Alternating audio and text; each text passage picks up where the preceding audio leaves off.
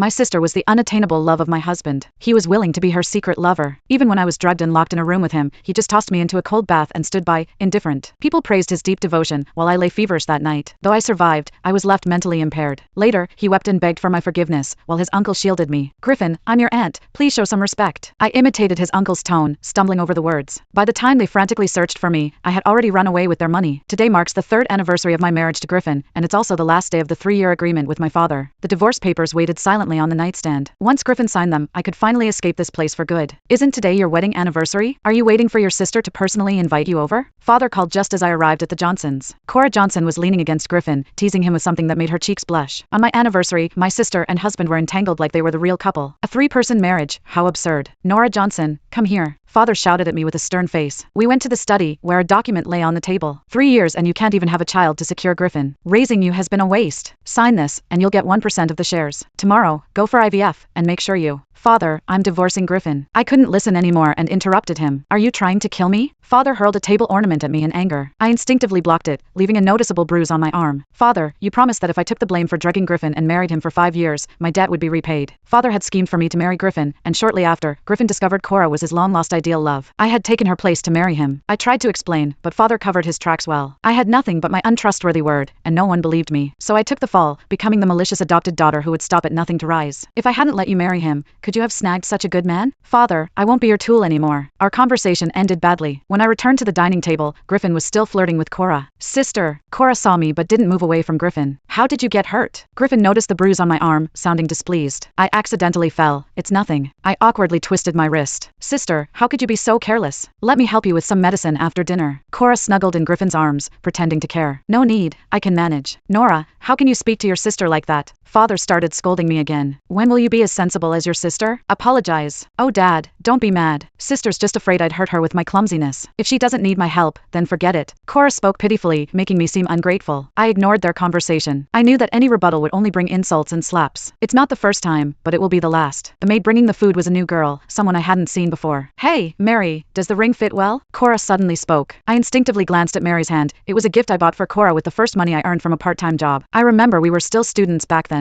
I didn't have much pocket money. After a breakup, Cora cried, saying that guy wouldn't even buy her a ring. So, I gave her one. Back then, Cora said she'd wear it for life, even after getting married. "Sister, look, the ring fits Mary perfectly. Things should match people, right, sister?" "Yeah." I drank a glass of water, swallowing the bitterness. "Just sincerity. If it's not wanted, then so be it. Drinking water is boring. Have some wine." Father handed me a glass of wine. I had a stomach issue from childhood, so my stomach's always been weak. But no one cared. "It's the last day," I told myself. I stood up, adjusting my expression. "This one, to Father, thank you for saving me from the kidnapper. I've repaid my life-saving and upbringing debt." Griffin looked at me, seemingly hearing my background for the first time. "This one, to Cora, thank you for teaching me what sisterly bond means." "This one, to Griffin, thank you. I'm free now." Before I could drink the last glass, Griffin stopped me, frowning. "You don't. You're not worthy of my toast." He always acted hypocritical, condescending, offering charity. I shook off his hand, grabbed his glass and mine, and drank them both in one go. Now, we are no longer indebted. But as I sat down, dizziness suddenly hit me. Cora pointed at the glass I drank last, looking innocent. A bad feeling surged in me. I looked sharply at Father, who avoided my questioning gaze. What was I hoping for? I should have known long ago that no one in this family loves me. "Sister can't handle her liquor. Griffin, help her to her room." Cora's soft, coy voice floated. Griffin took the opportunity to kiss her, then reached to support me. "No need. I can walk myself." I instinctively stepped back, my voice sharp. Griffin, angered by my reaction, dragged me upstairs. "Let go!" He threw me onto the bed. "Why pretend to be a chaste matron now? Rest assured, touching you disgusts me. Then just get out." I clung to the bedsheets, the drug's effect too fast. Griffin, frustrated, turned to leave, only to find the door locked. "I love you, but..." "I'm sorry, Griffin. I'm sorry." Cora's crying faded away outside the door. Griffin's face was filled with towering anger. "Nora, you're really surprising me." The drug took effect quickly. No matter how I knocked, no one responded. I had to ask Griffin for help. At least they'd have some fear of him. "Griffin, please, I'm begging you. Help me, please." He coursed through me, making me growl like a small beast. Leaning against the cold door kept me barely sane. "Nora, when you drugged me back then, did you think you'd end up like this?" Griffin sneered, watching me beg at his feet. "Nora, how can someone be so cheap? You schemed to marry me, and now you want to drug me. Do you feel no shame trying to climb into my bed like this?" "The drug, I drank it for you. You can't do this." I ignored his insults and accusations. My body's unquenchable thirst made me want to bash my head in. "Griffin, you can get out, I know you can. I don't care if you stay faithful to Cora, but please, I don't want to die like this. Just get me to a hospital, just this once. I'm really about to die. I clutched Griffin's hand, begging shamelessly. It felt like he touched my face, but he just threw me into the bathtub. It was just a fleeting illusion. The cold shower shocked me, but I lost all strength and couldn't crawl out. It hurts. I whimpered instinctively. Hurt? If you shed a few tears, I might believe you. Stay here and keep cooling off. The icy water soaked me, while he watched from the door, arms crossed. I swallowed back the words I wanted to say. It was useless. He wouldn't save me. Griffin, I really regret it. Regret ever being so foolish to like you. Your kind of love only scares me. Seeing me stop struggling, Griffin left the bathroom. I heard him laughing with his friends on the phone. Unmoved by temptation, Griffin, a modern-day saint, our role model. Oh my, Griffin, your wife must be head over heels for you. But Griffin, won't leaving Nora like that cause problems? What could happen? She drugged me last time, and I soaked in cold water too. Let her learn her lesson. The cold water and my body's heat tormented my senses. Even biting my knuckles was futile. Griffin noticed I had stopped resisting and left the bathroom. I overheard him on the phone, laughing with his friends. Griffin, you're a paragon of restraint, truly admirable. Wow, Griffin, your wife must be absolutely enamored with you. But seriously, Griffin, just leaving Nora there, won't she be okay? What could possibly happen to her? She tried to set me up last time, and I ended up soaking in cold water. Let her learn from her mistakes. The mix of cold water and feverish heat overwhelmed my senses, and biting my knuckles didn't help. My mind was clouded, and the sensation of needles piercing my nerves was relentless. I felt myself sinking, suffocated by the sensation of drowning, unable to escape, but I couldn't accept it. I was so close to being free. The pain was unbearable. That was the only thought echoing in my mind. Cold. When I regained consciousness, I was wrapped in a blanket in a car, held by a man. I knew my body was burning with fever, yet I felt cold. Nora, just hold on a bit longer, we're almost there. Hearing my words, he held me tighter and asked the driver to turn up the heat. Was I being rescued? The itch, like ants gnawing at my bones, made me squirm. If not for the man's firm hold, I might have moved more, but it was unbearable. I instinctively tried to bite my hand, which was already raw and bloody. The expected pain didn't come, but the metallic taste of blood filled my mouth. It took me a moment to realize I was biting the man's hand. Don't worry, you'll be okay, you'll be okay. I didn't know him, but his worried expression seemed genuine. That night, I had a persistent fever in the hospital, and the man stayed by my side, talking to me incessantly. I could feel my life slipping away, vitality draining from me bit by bit. Sir, could you tell me your name? The man paused for a moment. Ezra, my name is Ezra. Before I completely blacked out, I thought that when I woke up, I must thank him for saving me, but I didn't anticipate that this would be my last coherent thought. I seemed to have a dream. I was curled up on the ground crying, and the child version of me approached. Back then, she was innocent and kind, resilient and brave. If you're tired, just rest for a while. She held me, and it felt like being back in my mother's warm embrace, so I fell asleep peacefully. Griffin couldn't understand how things ended up this way. He didn't know why soaking in cold water left Nora so pale. He didn't know why a stranger kicked open the door and took Nora away. What right do you have to take her? Nora is my wife. Griffin felt an inexplicable rage. You still remember she's your wife? The man's eyes were red, glaring fiercely. But soon, she won't be. Numerous bodyguards stopped him, and Griffin could only watch as they took Nora away. How could she not be? Nora loved him so much she used deceitful means to be with him. How could she leave him? Despite his thoughts, he still felt uneasy, as if something was slipping out of his control. Until he got home and saw the divorce papers. Nora only asked for a divorce, no assets. Griffin felt like he never truly knew Nora. Besides love, he gave everything to Nora. What was she dissatisfied with? Wait, love? Griffin recalled the man who took her away, as if he grasped something. Investigate, find out everything about Nora. See who she's been in contact with, especially men. He thought of Nora's image as a dutiful wife and loving mother over the years, as if she would never get angry. Because she didn't love, so she didn't care? Griffin felt an unprecedented anger. How dare Nora betray him? Griffin never considered Nora's condition after going to the hospital. Instead, he obsessively investigated, as if catching Nora's fault would solve everything. So, a month later, a document was delivered to him. Boss, this is all the information we could gather about your wife. Also, there's one thing you should be prepared for. The speaker was Griffin's trusted aide, who knew almost everything about him. Griffin didn't know why he was nervous, as if opening this file would change something. Where? He pretended to be calm. Your wife's data was erased, but we discovered something by asking around locally. Boss, the kidnapping case you and your uncle went through 16 years ago, your wife experienced it too. In other words, the one who saved you back then might not have been Cora Johnson, but your wife. And 3 years ago, the day you were drugged, your wife's whereabouts were concealed, but it's certain she wasn't in the city.